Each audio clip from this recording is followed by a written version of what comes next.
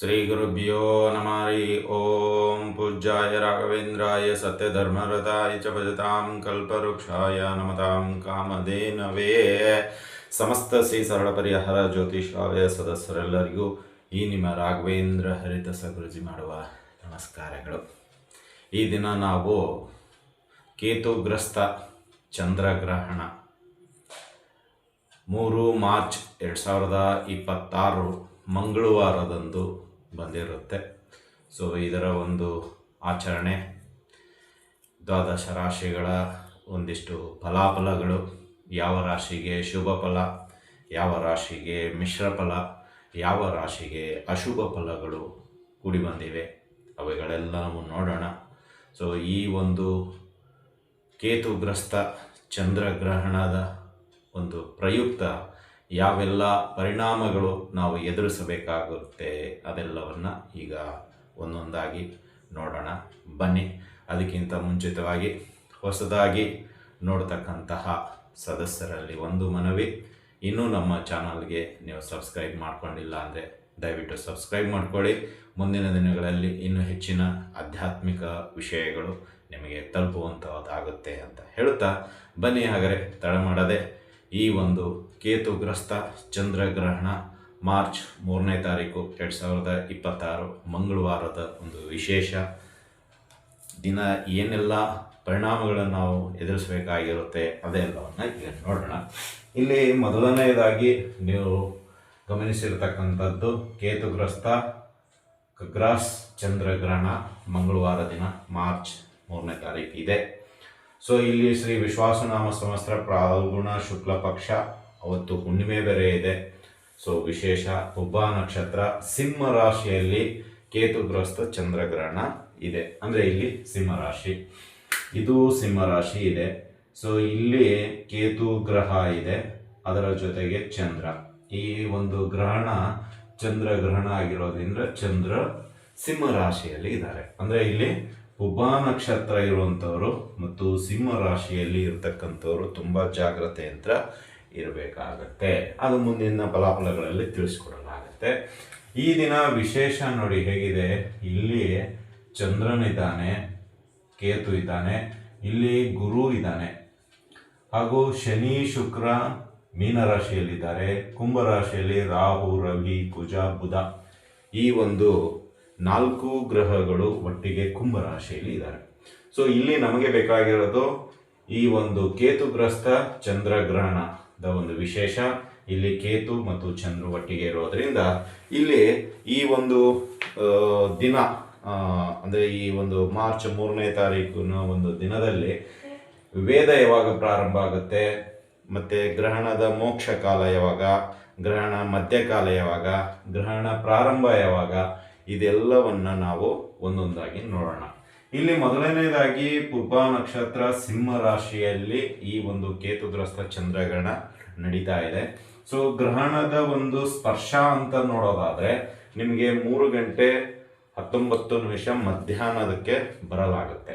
ಅಂದರೆ ಇಲ್ಲಿ ಹೆಚ್ಚು ಕಡಿಮೆ ನಿಮಗೆ ವೇದ ಪ್ರಾರಂಭವಾಗುವುದು ಬೆಳಗಿನ ಜಾವ, ಅಂದರೆ ಒಂದು 6 ಗಂಟೆ 25 ನಿಮಿಷದಿಂದ ನಿಮಗೆ ವೇದ ಪ್ರಾರಂಭ ಆಗಿಬಿಡುತ್ತೆ. ಅಂದರೆ ಸೂರ್ಯೋದಯ ಯಾವಾಗ ಪ್ರಾರಂಭವಾಗುತ್ತೆ ಅವಾಗಿನಿಂದಲೇ ವೇದ ಪ್ರಾರಂಭ ಆಗುತ್ತೆ. ಸೊ ಆಯಾ ಒಂದು ಮಠದ ಸಂಪ್ರದಾಯದಂತೆ ಆಯಾ ಒಂದು ಸೂರ್ಯೋದಯಕ್ಕೆ ಅನುಗುಣವಾಗಿ ನಿಮಗೆ ಬೆಳಗಿನ ಜಾವದಿಂದಲೇ, ಅಂದರೆ ಸೂರ್ಯೋದಯ ಸ್ಟಾರ್ಟ್ ಆದ ನಿಂತಲೇ ನಿಮಗೆ ವೇದ ಪ್ರಾರಂಭ ಆಗುತ್ತೆ.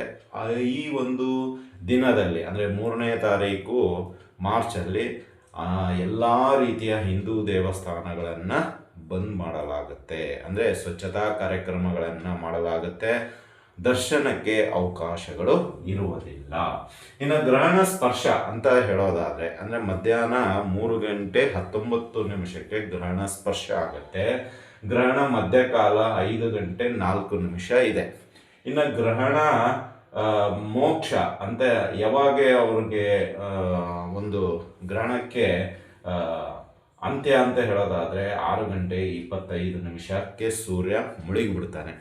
ಸೊ ಅಲ್ಲಿಂದ ನಿಮಗೆ 6 ಗಂಟೆ 25 ನಿಮಿಷದಿಂದ 6 ಗಂಟೆ 47 ನಿಮಿಷದವರೆಗೆ ಈ ಚಂದ್ರಗ್ರಹಣ ಆ ಮೋಕ್ಷವನ್ನು ಕೊಡುವಂಥದ್ದಾಗಿರುತ್ತೆ. ಅಂದರೆ ಹೆಚ್ಚು ಕಡಿಮೆ ಒಂದು 21 ನಿಮಿಷಗಳ ಕಾಲ ನೀವು ಅನುಷ್ಠಾನ ಮಾಡಿಕೊಳ್ಳಲು ಅವಕಾಶ ಇದೆ. ಅಂದರೆ ಇಲ್ಲಿ ಚಂದ್ರ ಒಂದು ಗ್ರಹಣದ ಪ್ರಯುಕ್ತವಾಗಿ ಕೇತು ಒಂದು ದಶಾಭುಕ್ತಿ ನಡೀತಾ ಇದ್ದರೆ ಅಥವಾ ದಶಾ ನಡೀತಾ ಇದ್ದರೆ ಅಥವಾ ಈ ಸಿಂಹ ರಾಶಿಯವರಿಗೆ ಈಗ ಅಷ್ಟಮ ಶನಿ ನಡೀತಾ ಇದೆ, ಅದೇ ರೀತಿ ಪುಬ್ಬ ನಕ್ಷತ್ರ ಏನಾದರೂ ನಕ್ಷತ್ರ ದೋಷ ಏನಾದರೂ ಉಂಟಾಗಿದ್ದರೆ ಅಥವಾ ನಿಮಗೆ ಮಗುವಿನಲ್ಲಿ ಏನಾದರೂ ತೊಂದರೆಗಳು ಉಂಟಾಗಿದ್ದರೆ ಈ ಒಂದು ದಿನದಲ್ಲಿ ಅಂದರೆ ಈ ಒಂದು ಮಂಗಳವಾರ ದಿನದಲ್ಲಿ ಈ 21 ನಿಮಿಷಗಳ ಕಾಲ ಇದೆಯಲ್ಲ, ಇದು ತುಂಬ ಇಂಪಾರ್ಟೆಂಟು. ಅಂದರೆ ಗ್ರಹಣ ನಿಮಗೆ ಮೋಕ್ಷ ಕೊಡುವಂಥದ್ದು 6:25 ಸೂರ್ಯ ಮುಳುಗಿಬಿಡ್ತಾನೆ. ಸೂರ್ಯ ಮುಳುಗಿದ ನಂತರನೇ ಸ್ಟಾರ್ಟ್ ಆಗೋದು ಈ ಒಂದು ಖಗ್ರಾಸ್ ಚಂದ್ರಗ್ರಹಣದ ಒಂದು ಮೋಕ್ಷ ಕಾಲ ಅಂತ ಹೇಳ್ಬೋದು. ಅಂದರೆ 6:25 ಸಾಯಂಕಾಲದಿಂದ 6:47 ಈ 21 ನಿಮಿಷಗಳ ಕಾಲ ನೀವು ಅನುಷ್ಠಾನ ಮಾಡ್ಕೋಬಹುದು. ಅಂದರೆ ಪಿತೃಗಳಿಗೆ ಅರ್ಘ್ಯ ಕೊಡೋ ಆಗಿದ್ರೆ ಕೊಡಬಹುದು, ಹಾಗೂ ಕೆಲವು ಜಪಗಳನ್ನು ಮಾಡೋಗಿದ್ರೆ ಮಾಡ್ಬೋದು. ಹೋಮ ಹವನಾದಿಗಳು ಇದ್ರೂ ನೀವು ಈ 3:19 ಪ್ರಾರಂಭ. ಅಂದರೆ ಇಲ್ಲಿ ಗ್ರಹಣ ಸ್ಪರ್ಶ ಅಂದರೆ ಗ್ರಹಣ ಭಾರತದಲ್ಲಿ ನಿಮಗೆ 3:19 ಸ್ಪರ್ಶ ಆಗುತ್ತೆ. ಬಟ್ ಅದಕ್ಕೆ ಮೋಕ್ಷ ಅಂತ ಕೊಡೋದಾದರೆ 6:25 6:47 ಈ 21 ನಿಮಿಷ ತುಂಬ ಯಾರ್ಯಾರೆಲ್ಲ ಅನಾರೋಗ್ಯದ ಸಮಸ್ಯೆ ಎದುರಿಸ್ತಾ ಇದ್ದೀರಾ, ಹಾಗೂ ಕೆಲಸಗಳಲ್ಲಿ ಅಡೆತಡೆಗಳು ಅಥವಾ ಕೇತು ಪ್ರಭಾವದಿಂದ ಕೆಲವು ಅನಿಷ್ಟ ಫಲಗಳು ಅದೆಲ್ಲವೂ ಹೋಗಲಾಡಿಸ್ಬೇಕಾದ್ರೆ ಈ ಒಂದು 21 ನಿಮಿಷಗಳ ಕಾಲ ನೀವು ಜಪತಪಾದಿಗಳನ್ನು ಮಾಡಿದರೆ ತುಂಬ ಒಳ್ಳೆಯದು. ದ್ವಾದಶ ರಾಶಿಗಳ ಒಂದು ಈ ಗ್ರಹಣದ ಫಲಾಫಲಗಳಲ್ಲಿ ನಾನು ತಿಳಿಸ್ಕೊಡ್ತೀನಿ. ಸೊ ಈಗ ಇಷ್ಟೆಲ್ಲ ಆಯಿತು. ಗ್ರಹಣ ಹೆಚ್ಚು ಕಡಿಮೆ ನಿಮಗೆ 3:19 ಮಧ್ಯಾಹ್ನದಿಂದ ಸಾಯಂಕಾಲ 6:47 ಅಂದರೆ ಹೆಚ್ಚು ಕಡಿಮೆ 6:50 ಅಂದ್ಕೊಳ್ಳಿ. ಸೊ ಈ ಒಂದು 4 ಗಂಟೆವರೆಗೂ ನೀವು ಅಂದರೆ 4 ಗಂಟೆ ಸಮಯ ತಗೊಳ್ಳೋದು ಹೆಚ್ಚು ಕಡಿಮೆ. ಸೊ ಈ ಒಂದು 4 ಗಂಟೆಗಳ ಕಾಲ ನೀವು ತುಂಬ ಜಾಗ್ರತೆಯಿಂದ ಇರೋದು ತುಂಬ ಉತ್ತಮ. ಇನ್ನು ನಿಮಗೆ ಈ ಒಂದು ಸಮಯದಲ್ಲಿ ಊಟಕ್ಕೆ ಮತ್ತು ಗರ್ಭಿಣಿ ಸ್ತ್ರೀಯರು ಏನೆಲ್ಲ ಮಾಡಬೇಕು ಎಂಬುದೆಲ್ಲವನ್ನು ಇಲ್ಲಿ ಹೇಳಲಾಗೋದಾದರೆ, ನಿಮಗೆ ಚಿಕ್ಕ ಮಕ್ಕಳು, ಗರ್ಭಿಣಿ ಸ್ತ್ರೀಯರು, ಅನಾರೋಗ್ಯದ ಸಮಸ್ಯೆ ಎದುರಿಸ್ತಕ್ಕಂಥದ್ದವರು ಹಾಗೂ ವಯೋವೃದ್ಧರು ಅಂದರೆ 60 ವರ್ಷ ಮೇಲ್ಪಟ್ಟಂತಹದವರು, ಇನ್ನಿತರ ಏನಾದರೂ ವೈಯಕ್ತಿಕ ಈ ಹ್ಯಾಂಡಿಕ್ಯಾಪ್ಟ್ ಅಂತ ಇರ್ತಾರಲ್ಲ ಅವರಿಗೆಲ್ಲ ಊಟದ ಸಮಯ ಅಂತ ಹೇಳಿದರೆ 11:40 ಅಂದರೆ ಬೆಳಗಿನ ಜಾವ ಅಲ್ಲ, 12 ಗಂಟೆಗಿಂತ ಒಳಗಡೆನೆ ನೀವು ನಿಮ್ಮ ತಿಂಡಿ ಊಟ ಏನೇ ಇದ್ರೂ ಈಗ ಟ್ಯಾಬ್ಲೆಟ್ ತೊಗೋಬೇಕಾಗಿರುತ್ತೆ. ಅಂಥವ್ರಿಗೆಲ್ಲ ಬೆಳಗಿನ ಜಾವ 11:40 ಮತ್ತು 12 ಗಂಟೆ ಮೇಲೆ ತಗೋಬಾರ್ದು. ಪದಾರ್ಥಗಳನ್ನು ತೊಗೊಂಡಿದ್ದೇ ಆದಲ್ಲಿ ಫುಡ್ ಅದೇನಂತೀರ ಇನ್ಫೆಕ್ಷನೋ ಅಥವಾ ಫುಡ್ ಪಾಯ್ಸನೋ ಆ ರೀತಿಯಲ್ಲಿ ಪರಿವರ್ತನೆ ಆಗುವಂಥದ್ದು ಇರುತ್ತೆ. ನಿಮಗೆ ಹೊಟ್ಟೆ ಉರಿ, ಹೊಟ್ಟೆ ತೊಳಸೋದು ಮುಂತಾದ ಒಂದು ಲಕ್ಷಣಗಳು ನಿಮಗೆ ಈ ಗ್ರಹಣ ಕಾಲದಲ್ಲಿ ಆ ಎಲ್ಲ ಆಹಾರ ಪದಾರ್ಥಗಳು ವಿಷಪೂರಿತವಾಗಿರುತ್ತೆ ಅಂತ ಶಾಸ್ತ್ರ ಹೇಳಲಾಗುತ್ತೆ. ಅಂದರೆ ಇಲ್ಲಿ ನಿಮಗೆ ಬೆಳಗ್ಗೆ ನೀವು ವೇದ ಪ್ರಾರಂಭ ಅಂತ ಹೇಳಿದರೆ 6 ಗಂಟೆಯಿಂದನೇ ತಿಳ್ಕೊಳ್ಳಿ. 6 ಗಂಟೆಯಿಂದ ನಿಮಗೆ ವೇದ ಪ್ರಾರಂಭ ಆಯಿತು ಅಂತ ಹೇಳಿದರೆ ನಿಮಗೆ ಈ ದಿನ ಊಟದ ಅವಕಾಶ ಇರುವುದಿಲ್ಲ. ಸೊ ಸಾಯಂಕಾಲ 7 ಗಂಟೆ ಸುಮಾರು ಅಂದರೆ 6:47 ಬಿಡುತ್ತೆ. ಸೊ ಹೆಚ್ಚು ಕಡಿಮೆ ಸ್ನಾನ ಅದೆಲ್ಲ ಮುಗಿಸ್ಕೊಂಡು ಬರಬೇಕಾದ್ರೆ 7 ಗಂಟೆ ಆಗುತ್ತೆ. ಸೊ 7 ಗಂಟೆ ನಂತರ ನೀವು ಬೇಕಾದ್ರೆ ಊಟವನ್ನು ಮಾಡಬಹುದು ಅಂತ ಶಾಸ್ತ್ರ ಹೇಳುತ್ತೆ. ಮತ್ತು ಇಲ್ಲಿ ಗರ್ಭಿಣಿ ಸ್ತ್ರೀಯರು ಮತ್ತು ಕೆಲವು ಹ್ಯಾಂಡಿಕ್ಯಾಪ್ಟ್ ಏನಿದ್ದೀರಲ್ಲ, ನೀವು ಆದಷ್ಟು ಈ ದಿನ ಮನೆಯಲ್ಲಿರೋದೇ ಉತ್ತಮ. ಹೊರಗಡೆ ಎಲ್ಲೂ ತಿರುಗಾಡಲು ಹೋಗಬೇಡಿ ಮತ್ತು ನೀವು ಅತಿಯಾಗಿ ಮಾತನಾಡಲು ಹೋಗಬೇಡಿ. ಹಾಗೂ ಈ ದೆವ್ವದ ಸಿನಿಮಾ ಆಗಿರ್ಬೋದು, ಏನಂತೀರ ತುಂಬ ಭಯಂಕರವಾಗಿರತಕ್ಕಂತಹ ಸಿಚುವೇಶನ್ ಆಗಿರ್ಬೋದು, ಸೀರಿಯಲ್ಗಳಾಗಿರ್ಬೋದು, ದಯವಿಟ್ಟು ನೋಡಲು ಹೋಗಬೇಡಿ. ಯಾಕಂದರೆ ನಿಮ್ಮಲ್ಲಿ ಬೆಳೆಯುವಂತಹ ಮಗು ಈ ಗ್ರಹಣ ಸಮಯದಲ್ಲಿ ಅದು ನೀವು ನೋಡಿದ್ದೇ ಆದಲ್ಲಿ ಆ ಒಂದು ಭಯದ ವಾತಾವರಣ, ಒಂದು ಗುಣ ಆ ಮಗುವಿಗೆ ಬರುವಂಥದ್ದಾಗುತ್ತೆ. ಹಾಗಾಗಿ ಗರ್ಭಿಣಿ ಸ್ತ್ರೀಯರು ಆದಷ್ಟು ಭಯಂಕರವಾದ ಅಥವಾ ಭಯಾನಕವಾದಂತಹ ಸನ್ನಿವೇಶಗಳನ್ನು ನೋಡಬಾರ್ದು, ಜಗಳಾದಿಗಳನ್ನು ಆಡಬಾರ್ದು, ಹಾಗೂ ಅತಿರೇಕದ ಮಾತುಗಳು ಅಂತೀವಿ, ಕೆಲವು ಎತ್ತಿ ಕಟ್ಟುವಂತಹ ಮಾತುಗಳು, ಅದೆಲ್ಲವನ್ನು ಈ ದಿನ ನಿಷೇಧಿಸಬೇಕು. ಸಾಧ್ಯವಾದಷ್ಟು ದೇವರ ಸ್ತೋತ್ರ, ದೇವಾನ ದೇವತೆಗಳ ಕಥೆಗಳು ಮತ್ತು ಸ್ತೋತ್ರಗಳು ಜಪಗಳು ಏನಾದರೂ ನಿಮಗೆ ಮಾಡಬೇಕನ್ಸಿದ್ರೆ ಖಂಡಿತವಾಗಿ ಮಾಡಿ.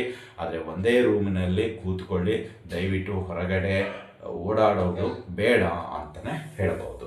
ಇನ್ನು ಯಾವೆಲ್ಲ ರಾಶಿಗಳಿಗೆ ಶುಭ ಫಲ, ಮಿಶ್ರ ಫಲ, ಅಶುಭ ಫಲ ಅಂತ ನೋಡೋದಾದ್ರೆ, ಶುಭ ಫಲ ಪಡೆಯುವಂತಹ ರಾಶಿಗಳು ತುಲಾ ರಾಶಿ, ವೃಶ್ಚಿಕ ರಾಶಿ, ಮೀನ ರಾಶಿ, ಮಿಥುನ ರಾಶಿ ಅಂತಾನೆ ಹೇಳ್ಬೋದು. ಅಂದ್ರೆ ಶುಭ ಫಲ ಕೊಡುವಂತಹ ಈ ಖಗ್ರಾಸ್ ಕೇತುಗ್ರಸ್ತ ಚಂದ್ರಗ್ರಹಣದ ಬಗ್ಗೆ ಹೇಳೋದಾದ್ರೆ, ಶುಭ ಫಲ ಪಡೆಯುವಂಥದ್ದು ತುಲಾ ರಾಶಿ, ವೃಶ್ಚಿಕ ರಾಶಿ, ಮೀನ ರಾಶಿ, ಮಿಥುನ ರಾಶಿ.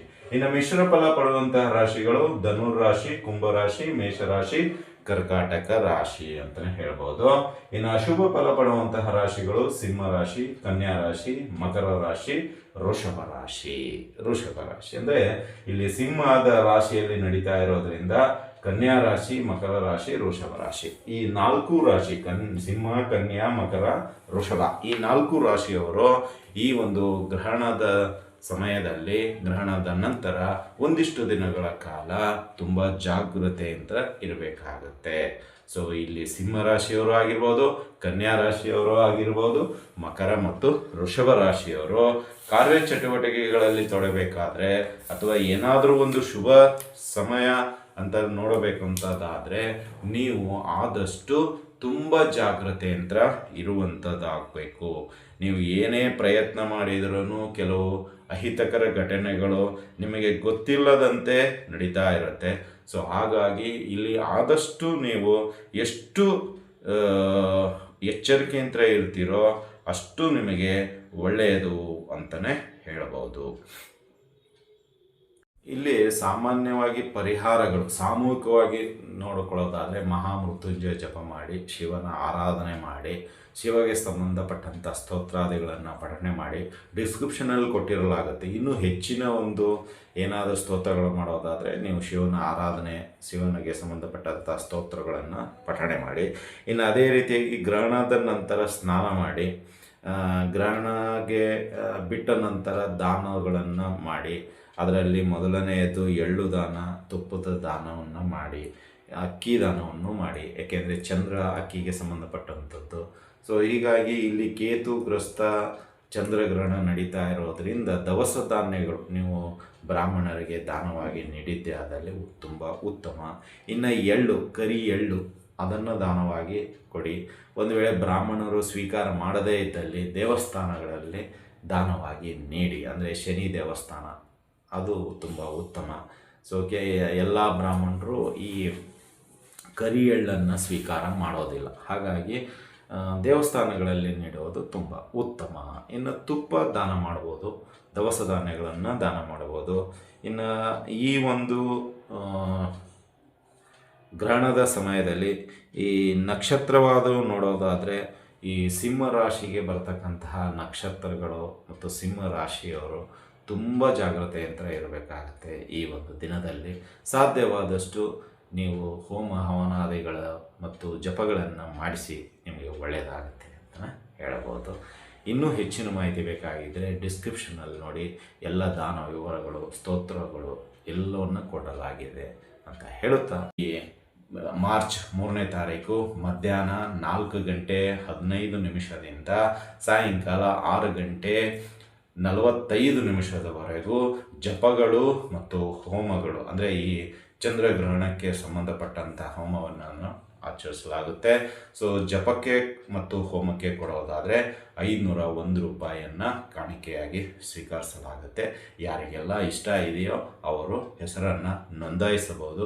ಯಾರಿಗೆ ಮಾಡಲು ಅಥವಾ ಯಾರಿಗೆ ತೊಂದರೆ ಇದೆ, ಈ ಸಿಂಹ ರಾಶಿಯವರಿಗಾಗಿರ್ಬೋದು, ವೃಷಭ ರಾಶಿಯವರಿಗಾಗಿರ್ಬೋದು, ಮಕರ, ಕನ್ಯಾ ಈ ರಾಶಿಯವರು ಆಗಿರ್ಬೋದು, ಅಥವಾ ಸಮಸ್ತ ದ್ವಾದಶ ರಾಶಿಗಳು ಏನಾದರೂ ಹೆಚ್ಚಿನ ಒಂದು ಅನಾರೋಗ್ಯದ ಸಮಸ್ಯೆ ನಿಮ್ಮನ್ನು ಕಾಡ್ತಾ ಇದ್ದರೆ, ಕೆಲವು ವೈಯಕ್ತಿಕ ಸಮಸ್ಯೆಗಳು ಅತಿಯಾಗಿ ಕಾಡ್ತಾ ಇದ್ದರೆ, ಕೆಲವು ಮಾನಸಿಕ ಒತ್ತಡಗಳು ಅತಿಯಾಗಿ ಕಾಣ್ತಾ ಇದ್ದರೆ, ಖಂಡಿತವಾಗೂ ಈ ಒಂದು ಯಜ್ಞದಲ್ಲಿ ಅಥವಾ ಈ ಒಂದು ಕೇತುಗ್ರಸ್ತ ಚಂದ್ರಗ್ರಹಣದ ಒಂದು ಪ್ರಯುಕ್ತವಾಗಿ ನಾವು ನಡೆಯುವಂತಹ ಈ ಒಂದು ಹೋಮಗಳಲ್ಲಿ ನೀವು ರಿಜಿಸ್ಟರ್ ಮಾಡಿಸಿಕೊಂಡಿದ್ದೆ ಆದಲ್ಲಿ ನಿಮಗೆ ಅದರ ಒಂದು ಪರಿಣಾಮ ಕಡಿಮೆ ಆಗುತ್ತೆ ಅಂತಲೇ ಹೇಳ್ಬೋದು. ಇದರ ಎಲ್ಲ ವಿವರವನ್ನು ನಿಮಗೆ ಡಿಸ್ಕ್ರಿಪ್ಷನ್ನಲ್ಲಿ ಕೊಡಲಾಗಿರುತ್ತೆ. ಇನ್ನು ಹೆಚ್ಚಿನ ಮಾಹಿತಿ ಏನಾದರೂ ಬೇಕಾಗಿದ್ದರೆ 7676762066 ಈ ನಂಬರಿಗೆ ಕರೆ ಮಾಡಿ ಇನ್ನು ಹೆಚ್ಚಿನ ಮಾಹಿತಿಯನ್ನು ನೀವು ಪಡೆದುಕೊಳ್ಳಬಹುದು ಈ ಗ್ರಹಣದ ಬಗ್ಗೆ ಅಂತಲೇ ಹೇಳಬಹುದು.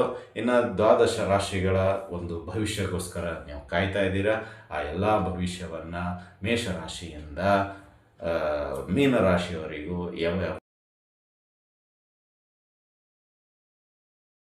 ಈ ಕೇತುಗ್ರಸ್ತ ಗ್ರಹಣದ ದ್ವಾದಶ ರಾಶಿಗಳ ಒಂದು ಶುಭ ಫಲ ಸಿಗುವಂತಹ ರಾಶಿಗಳಲ್ಲಿ ಮೊದಲನೇ ರಾಶಿಯಾಗಿರತಕ್ಕಂತಹ ಮಿಥುನ ರಾಶಿ.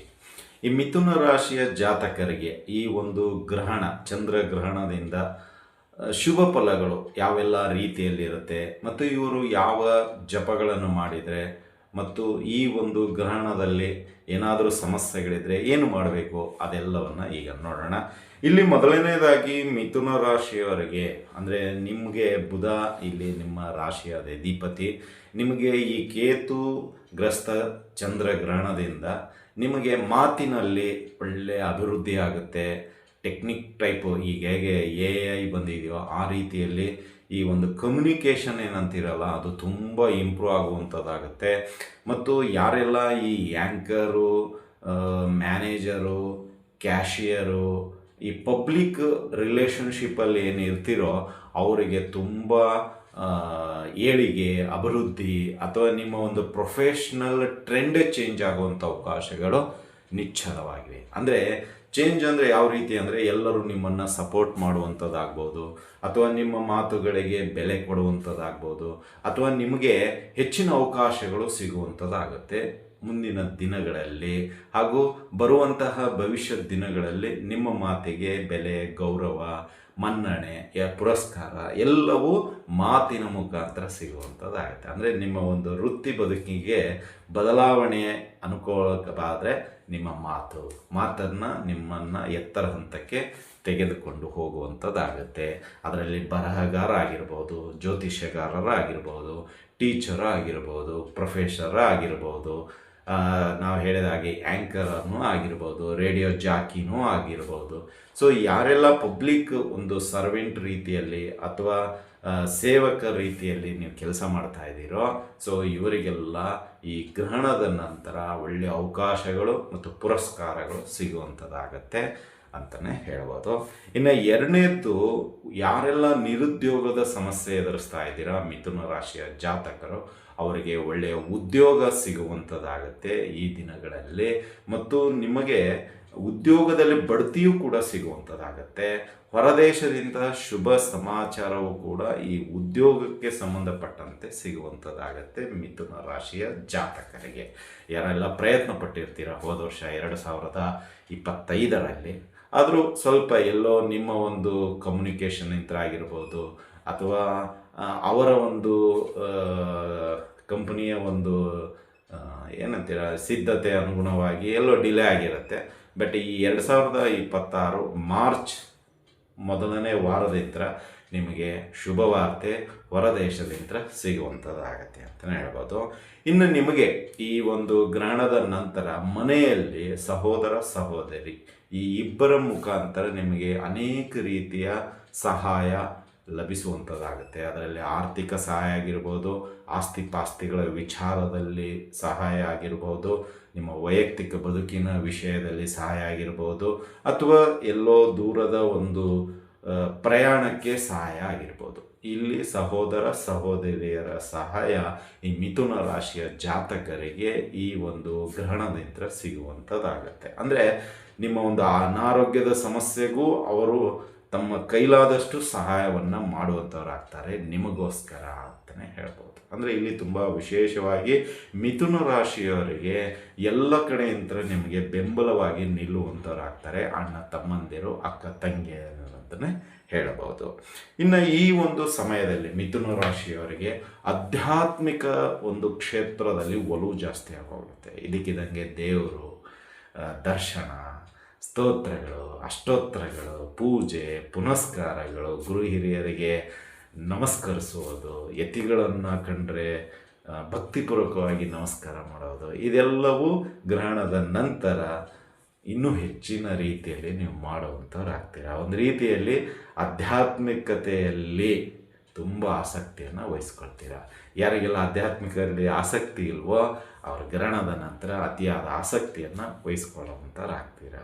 ಮತ್ತು ನಿಮಗೆ ಈ ಒಂದು ಆಧ್ಯಾತ್ಮಿಕ ಕ್ಷೇತ್ರದಲ್ಲಿ ನೀವು ಎಷ್ಟು ತೊಡಗಿಸ್ಕೊಳ್ತಾ ಇದ್ದೀರೋ ಅಷ್ಟು ನಿಮಗೆ ಭವಿಷ್ಯತ್ ಕಾಲದಲ್ಲಿ ಒಳ್ಳೆಯ ಮರ್ಯಾದೆ, ಒಳ್ಳೆಯ ಸ್ಥಿತಿಗತಿ, ಒಳ್ಳೆಯ ಗ್ರಹಿಕೆ, ಒಳ್ಳೆಯ ಒಂದು